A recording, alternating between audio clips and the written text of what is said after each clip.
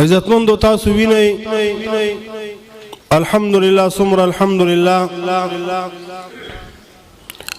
ټول پاکستان کې په مدارسو کې د سربندینو یو سلسله روانه ده. کاغه د بناتو مدرسې دي او کاغه د بنینو مدرسې دي. الحمدلله د دې پروګراماتو د دې سلسله نه معلومیږي چې علماء خپل مهنت او خپل جدوجہد هغه جاری ساتل دي او پاغي کې کال په کال باندې اضافه راځي او علماء د خپل ذمہواری سر ته رسي. یو طرف ته وګوري نارینو تخپل علم هغه رسي او بل طرف ته وګوري زنانو تخپل علم سکی هغه رسي او دوړو ته ضروری دي ځکه څنګه چې نارینه مکلف دي د الله د دین د الله د احکاماتو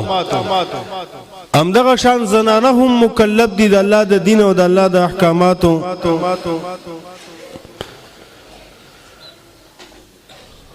نو څنګه چې د نارینه‌و د پاره په دغه د الله د احکاماتو په دین باندې عمل کولو د پاره د علم ضروری دی ځکه د علم نه بغیر خو دغه هغه عمل نه کیږي. نو دغه شان د نارینه‌و د پاره هم په دین باندې او د الله په احکاماتو باندې عمل کولو د پاره د علم ضرورت دی. نو دی وجنه د علماء کوشش دای چې د نارینه مدرسه آبادیږي د زنانو مدرسې هم څه شي آبادي شي. ابل ورځ مې د وفاق المدارس زمونږ بورډ د دیوبند مکتبه فکر د هغې رپورټ مې کتو سالانه تقریبا 1,22,000 سخت کال دی مدرسو حافظان پیدا کړ هغه چې باقاعده رجسٹر او امتحان سالانه ورکړ او دغه شان د عالمانو په دغه کې مې کتو تقریبا رانیر دی خو 47 لک بگ دا عالمان الحمدلله دی مدرسو پیدا کړ او بیا به کې حیران کن خبره دا و چې د نارینه‌و نه بګې زنانو تعداد څه وغه زیاتو بلکې دوګ نو د نارینه‌و په نسبت باندې دا د الله مهرباني ده. یو طرف ته زما عزتمندو که مدارسو کې الحمدلله قرآن پڑھاویږي زده کیږي د قرآن علوم پڑھاویږي زده کیږي احادیث پڑھاویږي او زده کیږي خو بل طرف ته وګورو په دې فتنې او د فساد په دې دور کې چې هر طرف ته په حدیث شریف کې راځي داسې زمانہ براشي چې دا فتنې به یو بل پسې داسې رواني لکه د تسپو مزې چې وشلې او د دانې یو بل پسې په تیزۍ رواني. نو دغه شان د دا فتنې یو بل پسې سوي سار به یو فتنه وي ماښام به بله فتنه او بیا د نېټ زمانه ده د موبایل زمانه ده جګړې ټول کورونو ته راغلي دي دغه د تربیت کمی دی بالکل تربیت نشته پښتانه به صرف راوړل کوي او د تربیت غم هغه نشته دی. دغه وجه چې بیا دا ګریلو ناچاقۍ کورونو کې جنګ جګړې پلار د زوی نه تنګ دی زوی د پلار نه تنګ دی مور د لور نه تنګ لور د مور نه تنګ دا کور ته دا ټولې جاخي چې کوم دغه راغلي هغه اطمینان او سکون کو څوک دی وګړو کو بوډا دی وګړو هغه مطمئن نه دی او ځوان دی وګړو هغه مطمئن نه دي. نو د دې فساد او د فتنې په دې دور کې الحمدلله مدارس لګیا دي د دې نوي نسل چې کوم دی غو د دې معاشرې څخه هغه تربیت کوي او الحمدلله موږ دا په فخر سره وایو مدارسو کې چې تربیت شوی دی معاشرې ته د غویره خیر رسیدلې د نقصان نه رسیدلې او تاسو بارو ګوره هغه خلک چې مونږ انسانیت د دایرې نه استلی ښا مونږ ته انسانان هم نو دا غیر مهذب خلک دي مدرسو والا وې دا په ترقۍ د دنیا ترقۍ کې رکاوټ دي دا او ځان د ډېر مهذب وې دا د ایجوکیټډ طبقه چې کومه ده مونږ مهذب یو مونږ د انسانیت دایره کې دن یو مونږ با اخلاق یو دای نو تاسو برز وکتل برز یو سکندل لاغلی د ملکند یونیورسيټي دغه دغوی تهذیب دی دغه دغوی سره هغه اخلاق دي التا د یاد ساته ګوره مونږه بالکل د عصري تعلیم خلاف نه ښه خو التا چې څومره داوا هغوی کوي هغه شان نشته زمونږ نوجوان نسل کل چې کوم دغه په همدغه یونیورسيټو کالجونو کې څه شو بد اخلاقه شو بد تهذیبه شو انسانیت د دایرې نه څه شو د هغې نه چې کوم دغه بهر هغه ووت نو که انسانیت زکیږي که تهذیب زکیږي که تربیت زکیږي الحمدلله د هغې ځایونه کوم دي دا مدارس دي مدارس و د یو لاس نه پړق نه خیږي مدرسه کې خو به محتمم صاحب او استاذ هغه 100% کوشش وکړي چې زما استاد بچي صحیح تربیت وکړي هغه به اخلاق جوړ کړي خو یاد ساتئ دغه بچی صرف په مدرسه کې نه دی ښا دغه بچی تاسو سره په کور کې هم دی څنګه چې استاد خپل ذمہواری ګڼي چې استاد بچی تربیت وکړي دغه شانته مور او پلار او دغه رشتہ دار او خاندان هغه د فارم د ذمہواری جوړیږي چې د دې بچی باندې نظر واچي او د دې بچی چې کوم دغه سوږي تربیت وکړي الا كلكم راع وكلكم مسؤول عن رعيته د ارچانه به د خپل د چا چې کوم نگرانی دغه نگرانی مطابق به دغه نه د ماته تو سکیږي تپوس پدې کیږي همغه تاسو اقربی دار چې موږ تاسو د خپل بچینا د خپل ماتغ نه حقوق غواړو چې هغه زما خیال وساتي زما احترام وکي زما د ادب وکي زما خبره دی ومني زما په دغه باندې دلال شي خواهش باندې دلال شي خو بل طرف ته مو ته خپل حق سره هغه نو ورکو کوم حق چې داغه دی عمر فاروق رضی الله تعالی عنہ خلیفہ دوم امیر المؤمنین دی بادشاہ دی اغله یو کسر علی دغه مجلس ته اے امیر المؤمنین وای ما خو یو شکایت راوړی دی امیر المؤمنین ته وایي څه شکایت دی وای زما کور کې یو بچی دی هغه خلاف مې تا ته شکایت راوړی ولی ډېر بد اخلاق دی بد زبان دی زما ادب او احترام نه کوي چې کوم خبره او ته کوم غنه مني راګرځي وای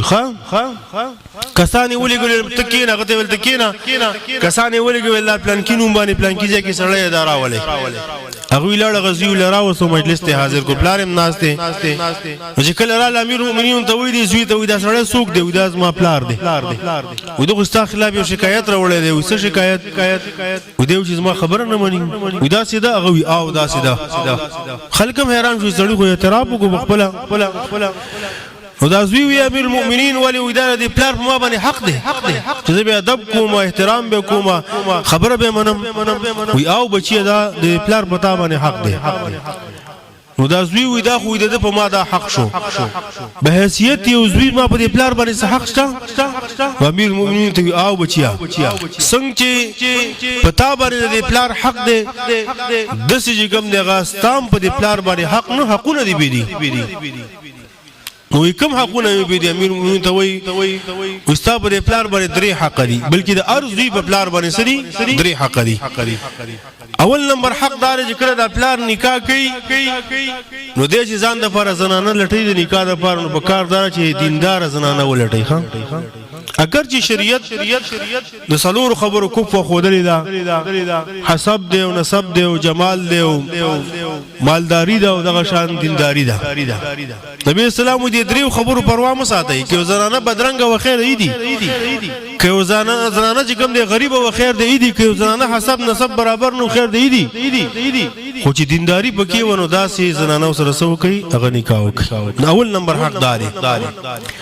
دویم نمبر حق دار چې د نکاح نه کله معصوم یا معصومه پیدا شي نو اول به هغه خنوم دي د مور پلار اسلامي نوم بولګ دي او دریم نمبر حق بیدا دی چې کله هغه په خبرت باندې پوښي نو دغه تربیت به کوي دین به وتخای دین ضرورت به وتخای نو ازوی وی امیر المؤمنین زما پلار وي په دې درې وړ حقونو کې یو حق نه ادا کړی اول حق می بداو چې د مامور سره کله نکاح کوله نو هغه کې دینداری نه لټولې هغه یو بدکاره زناکاره رنډي زنانه وا او دو سره نکاح وکړو نو زه دا غینه پیدا یم بس هم دغه شی منو او دویم نمبر چې کله پیدا شو نومي ما باندې صحیح نه دی ما باندې نومي خله جوړ د عربی لفظ دی سروي چې کله هغه سوټه وکي او هغه وچ شي وږي کې غچنجي ولګي نه غته جوړ ویل کی دغه شی دغه نومي را باندې خله اسم مسما کې سری چا باندې څنګه نوم کی خو د مغه شان شي دی به جوړي او دریم نمبر دا چې پیدا شوی تر اوسه پورې ماته الف بان دی خودلی د پلار ادب او احترام او دغه حقوق خودل خودل لري خبره ده یا دین خودل خودل لري خبره ده ماته اوسه پورې الف بان دی خودلی نو دغه شی ما نو امیر المؤمنین دی پلار ته وی پس وی تای حق نه کړو د خپل حق غواړي دا مجلس نه استوي نو خبره داسې ده چې د ماشوم او د بچی تربیت دا زموږ ستا په لاس کې پروت دی ها ما ته تربیت ونکړو چې کله بوډاګان شو اخو بې پیدي غټ شي بد کردار غټ شي نو بیا د مور پلار په کور کې سره غتنګ حدیث شریف کې راځي کل مولود یولد علی فطرة الاسلام فابواه یهودانه او ینصرانه هر ماشوم چې پیدا کیږي د فطرت صحیح د اسلامي به د مور او پلار باندې انحصار دی چې هغه څنګه تربیت کوي کومور پلار يهوديان دي يهوديت تربیت یو يهودي ته جوړ شي مور پلار عیسایان د عیسایت تربیت ورکی عیسائی دي جوړ شي مور پلار مسلمانانی مجوسیان د مجوسیت تربیت ورکی مجوسی شي مور پلار مسلمانانی د مسلمانۍ تربیت ورکی مسلمان شي مور پلار دینداري د دینداري تربیت ورکی دیندار شي مور پلار بدکرداري د بدکرداري تربیت ورکی بدکردار شي د ماشوم تربیت ستا په لاس کې د جسد جوړبل حدیث کې راځي د ماشوم مثال د شنه لخت دی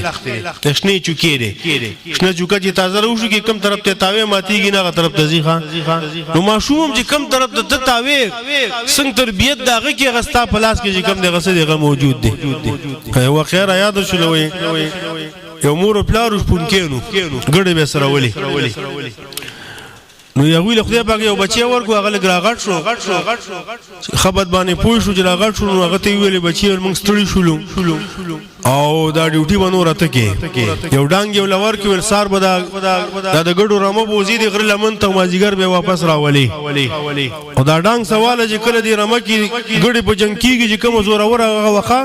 او کمزوري دي څنګه وخت اخلاص وا نو هغه ته ویل چې په دې ډانګ باندې وځي کومه زوره ور هغه وخه دا کمزوري دي اخلاص وا بس دا ستړي ډیوټي شولا ابا سارتلو ماجیګر براتلو د ورځونو یو ورځ د چر روان دي کور تر ورسېدو کور غولي منس کی چوغه د مور پلاری په جنگو زه غوډنګ ورسره خو تماشې وکړه چې اولو ګورم چې څوک زوره ور دي څوک کمزور دی چې ویګه د سړی خو زوره وري په جنگ کې نو غپلاری زوره ورو مور کمزوري او نه غډانګ رواغي سولاړه پلاری به راګیر هغه ته چې ول ظالم ول